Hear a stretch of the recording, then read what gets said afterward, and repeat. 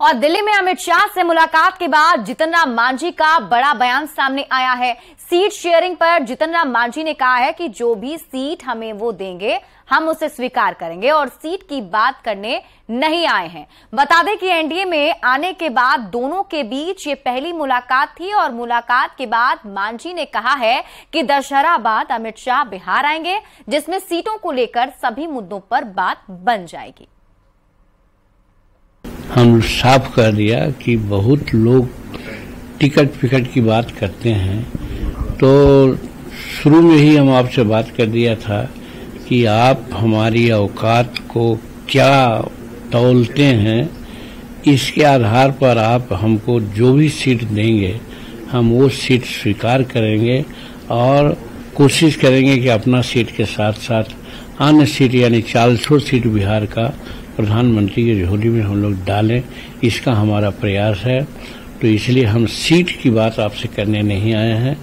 तो उस पर भी उन्होंने कहा कि जो दशहरा के बाद हम लोग बिहार में स्टेशन करेंगे, बात करेंगे, सारी बात उस समय हम लोग कर।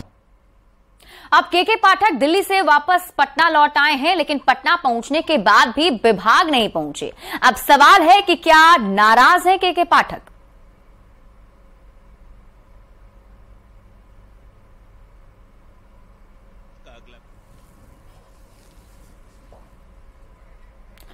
तो देखिए के पाठक जब दिल्ली से वापस पटना लौटे हैं तो ये सवाल इसलिए उठाए जा रहे हैं क्योंकि वो आने के बाद भी उनकी छुट्टियां खत्म हो चुकी हैं, लेकिन फिर भी अभी तक वो विभाग नहीं पहुंचे हैं।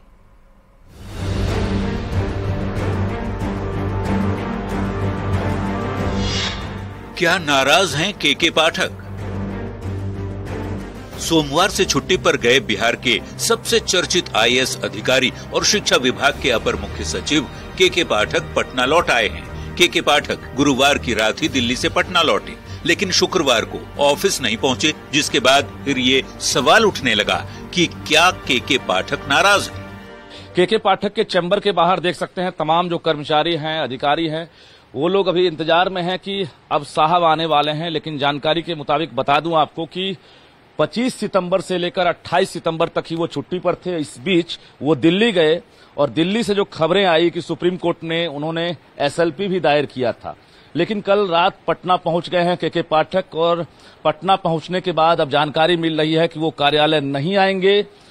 ये भी बताया जा रहा है कि वो बीमार हैं और वो इलाज करवाएंगे। हालांकि तरह तरह की चर्चा चल रही है। के पाठक को तुरंत और बोल्ड एक्शन लेने के लिए जाना जाता है। हालांकि इसी वजह से वो कई बार विवादों में भी रहे, लेकिन वो इन बातों की परवाह नहीं करते। माना जाता है कि के पाठक अपने काम में हस्तक्षेप बर्दाश्त नहीं करते, लेकिन जब से वो शिक्षा विभाग में गए हैं तब से उनके निर्णयों को कई बार पलट दिया गया। बिहार में इस बात की कयासबाजी तेज है कि इसी वजह से के पाठक सरकार से नाराज चल रहे हैं। हालांकि सच क्या है ये तो वही बता सकते हैं। न्यूज़ 18 के लिए पटना से रजनीश कुमार की रिपोर्ट। बढ़ते आगे, भवन निर्माण मंत्री और जेडीयू नेता अशोक चौधरी ने पार्टी के राष्ट्रीय अध्यक्ष ललन सिंह को लेकर एक बड़ी बात कही है। अशोक चौधरी ने कहा है कि ललन सिंह उनके बड़े भाई हैं और उनका जो भी आदेश होगा वो मान्य होगा। वे अगर उठने को कहेंगे तो वो उठ जाएंगे, अगर वो उन्हें बैठने को कहेंगे तो वो बैठ जाएंगे। अशोक चौधरी ने कहा है कि कुछ मीडिया के लोगों ने ये भ्रम फैलाया है कि उनका ललन सिंह से कोई मनमुटाव है, लेकिन सच यही है कि ललन सिंह से उनका पारिवारिक संबंध है और कहीं कोई विवाद नहीं है।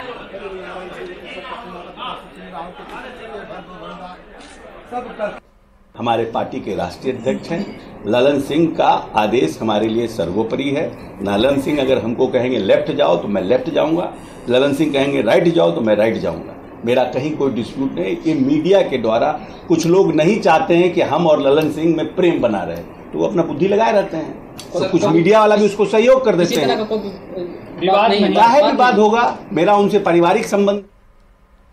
वहीं मोतिहारी में केंद्रीय ऊर्जा मंत्री आरके सिंह ने केंद्र की कई योजनाओं का शिलान्यास किया है और मोतिहारी के मुंशी सिंह कॉलेज में आयोजित कार्यक्रम में power grid corporation of India limited की ओर से आयोजित कार्यक्रम में आरके सिंह ने केंद्र की मोदी सरकार की उपलब्धियों को गिनाया और इस मौके पर कार्यक्रम में मौजूद छात्र छात्राओं को मन लगाकर पढ़ने के लिए उत्साहित भी किया।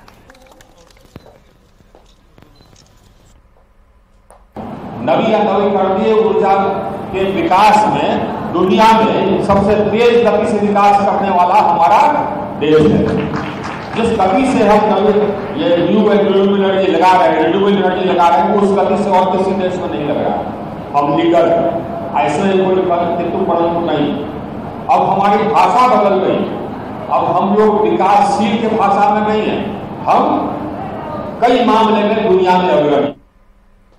और उपराष्ट्रपति जगदीप धनखड़ ने गया के विष्णुपद मंदिर में पिंडदान और तर्पण किया है। उपराष्ट्रपति के साथ उनकी धर्मपत्नी भी मौजूद थी। उपराष्ट्रपति ने पूर्वजों की आत्मा की शांति के लिए पिंडदान किया। वहीं गया एयरपोर्ट पर राष्ट्रपति को गार्ड ऑफ ऑनर भी दिया गया। इसके साथ ही जगदीप धनखड़ के आगमन को लेकर सुरक्षा सख्त दिखी।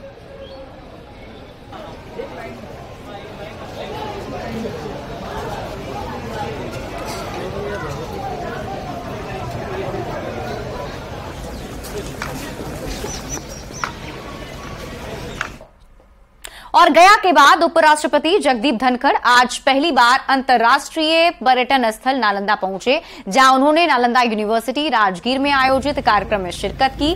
और इस दौरान जगदीप धनखड़ ने पत्नी सुदेश धनखड़ के साथ विश्वविद्यालय परिसर में वृक्षारोपण भी किया। कार्यक्रम के दौरान उपराष्ट्रपति ने सुषमा स्वराज ऑडिटोरियम में नालंदा विश्वविद्यालय के आचार्य और देसी विदेशी छात्र छात्राओं को संबोधित किया, जिसमें उन्होंने कहा कि देश में अभी जिस तरह से संवैधानिक पद पर अमर्यादित भाषाओं का प्रयोग किया जा रहा है काफी निंदनीय है, और जो लोग ऐसा कर रहे हैं उसे जाने अनजाने में वो देश का बहुत बड़ा अहित कर रहे हैं। संवैधानिक संस्थाओं पर अमर्यादित टिप्पणी करते हैं राजनीतिक चश्मा पहनकर, ऐसा उनको नहीं करना चाहिए। ये आचरण हमारी सांस्कृतिक धरोहर के विपरीत है।